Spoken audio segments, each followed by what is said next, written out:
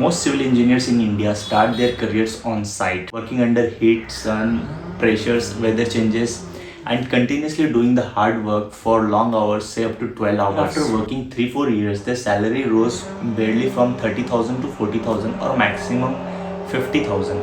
But what if I tell you there is a better path, better way within civil engineering, better pay and more respectable and white collar job like office based, wherein you can be a part of decision making and everything.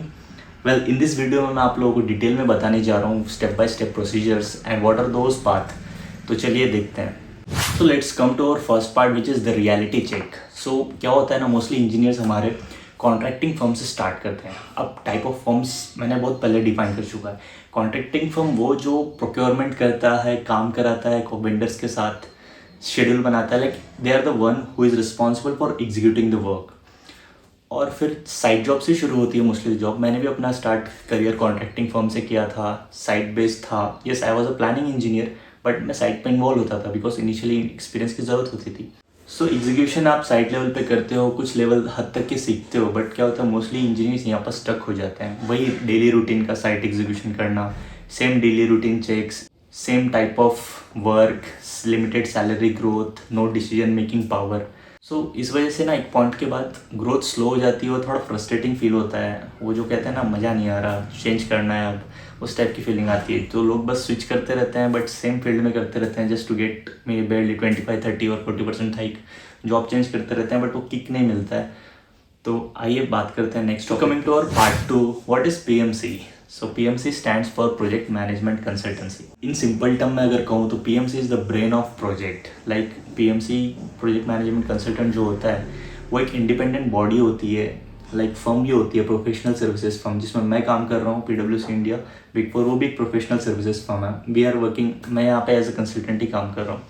So it can be a technical firm जिसको पूरा civil engineering आता है, और it can be a non technical firm as well, जिसमें से एक particular department technical department का है, टेक्निकल काम करता है.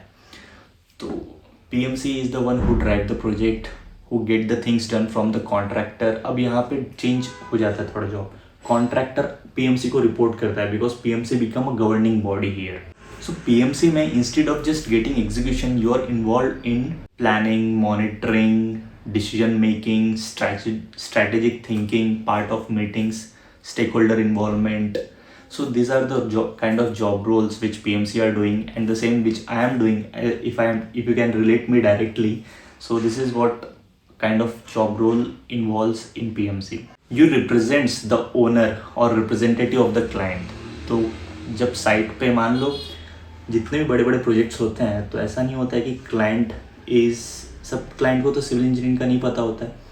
तो वो लोग अपॉइंट करते हैं PMC फर्म को, हम लोगों को, to take care of the things on behalf of them.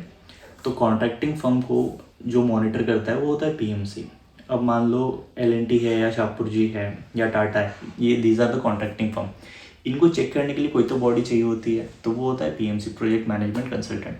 तो as a consultant you see everything, monitor करते हो आप काम को, आप कुछ गलत है तो हाईलाइट करते हो कॉन्ट्रैक्टिंग फर्म के प्रोजेक्ट मैनेजर को.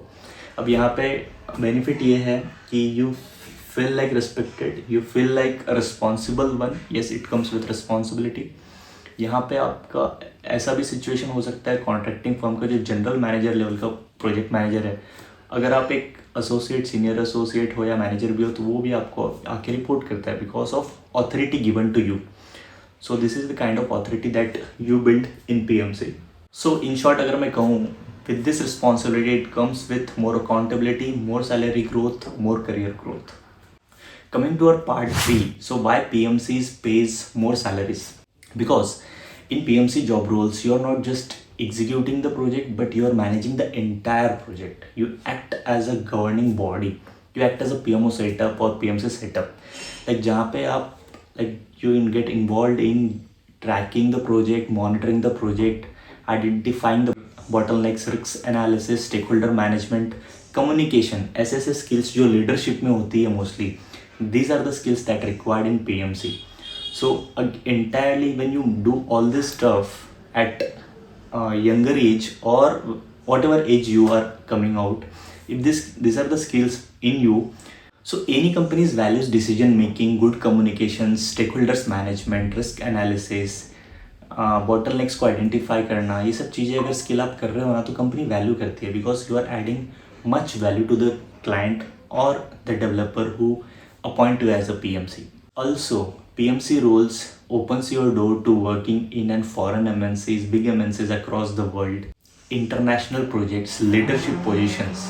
That's why many smart engineers move from side job role to the PMC role within their 2 to 5 years of their career experience. Coming to our part 4, step-by-step role for transitioning, which might help you landing the PMC job or developing your skills, जिसकी मैंने अभी बात की. So coming to our first point in this, learn planning tools. Yes, you must learn the software like Microsoft Project, Primavera. As a civil engineer ये 2 software तो must ही हैं, Primavera P6 और Microsoft project, ये दोनों आने चाहिए, because ये 2 आता है ना आपको तो आपको प्रोजेक्ट मैनेजमेंट का, शेड्यूलिंग का ऑलरेडी बहुत सारे फंडे आप सीख जाते हैं. Coming two point 2, understanding the project documents. अब आप साइट इंजीनियर होते हो तो शायद इतने डॉक्यूमेंटेशन आपको नहीं पता होता है. Understand what is BOQ, bill of quantity, drawing register, risk register. Risk register अपने आप में एक बड़ा टॉपिक है. देन कॉन्ट्रैक्ट डॉक्यूमेंट्स देखो, स्पेसिफिकेशंस देखो, क्वालिटी के डॉक्यूमेंट्स देखो, सेफ्टी के डॉक्यूमेंट्स देखो, सारी चीज़. Develop your skill as a, अगर इन शॉर्ट में कहो तो प्रोजेक्ट मैनेजर की तरह सीखो वो सारी चीज़ें अगर कंसल्टेंसी में मूव होना है तो. एंड स्टेप 3 जो मैं पहले भी बहुत बार बोल चुका हूँ, कम्युनिकेशन स्किल्स. ये बहुत इंपॉर्टेंट है बिकॉज PMC में ना आप लोगों को क्लाइंट को हैंडल करना है. यू डायरेक्टली रिप्रेजेंट फर्म, अपना ब्रांड वैल्यू सीधा क्लाइंट को रिप्रेजेंट करते हो और आप ही क्लाइंट के लिए कंपनी हो, तो आपको कम्युनिकेशन स्किल उस लेवल की आनी चाहिए जिससे ट्रस्ट बिल्ड कर सको आप, और जो भी कंपनी में आप बड़ी कंपनी में जॉब कर रहे हो उस ब्रांड की लेगेसी को मेंटेन कर पा रहे हो. इस तरह से कम्युनिकेशन स्किल सीखनी बहुत ज़रूरी है. Step 4, target the right companies. अब बहुत सारी कंपनीज है मार्केट में PMC को लेके, लाइक बहुत सारी टेक्निकल कंपनी है जो सिर्फ सिविल इंजीनियरिंग में PMC करती है, और बहुत सारी जनरल प्रोफेशनल सर्विसेज है जो कि Big 4 है, और भी बहुत सारी फर्म्स है ऐसी जो बहुत सारी प्रोफेशनल सर्विसेज करती है. तो अब उसमें से कौन सा राइट चूज़ करना है, तो मेरा डायरेक्टली सुझाव रहेगा स्टार्ट विथ मिड साइज. अगर आप बहुत ज़्यादा डाइवर्स नॉलेज के साथ नहीं आते हो, लाइक बड़े बड़े कॉन्ट्रैक्टिंग फर्म के थ्रू नहीं आते हो, तो पहले थोड़ा अपने आप को समय दो कि कंसल्टेंसी का environment, structure, way of working कैसा होगा. तो मिड साइज से स्टार्ट करो, मे भी शायद ज़्यादा हायर पे ना हो, उससे आपको आइडिया आ जाएगी कैसे काम करते हैं. Then switch to the bigger agencies. 5, position yourself smartly. जैसे कि मैंने रिज्यूमे की बात की थी सिविल इंजीनियरिंग रियलिटी में, या how one can switch from civil engineer to Big 4 consultant, वो वीडियो में मैंने बताया था. अब अपना रिज्यूम को टेलर करो उस वे में. आपका रिज्यूम नंबर्स बोलना चाहिए, लाइक इतने परसेंटेज से मैंने रेवेन्यू बढ़ाया, वेस्ट को मिनिमाइज़ किया.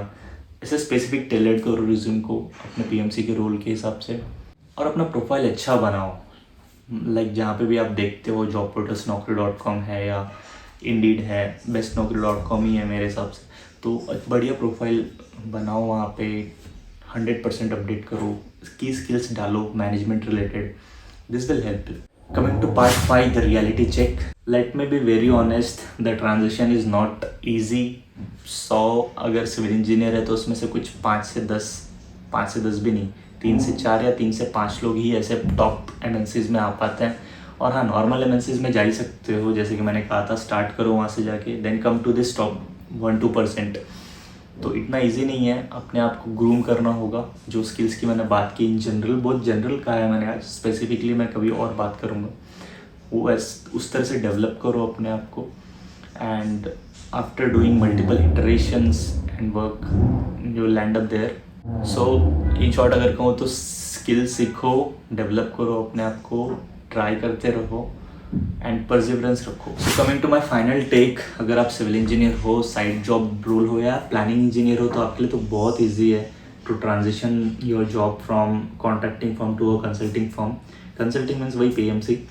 तो I wish you all the best, but yes, it comes with a lot of preparation, skills developing. If you found this video insightful, please do subscribe to the channel and share this video with all the students or your friends or colleagues who are thinking about this job transitioning. This will help them definitely.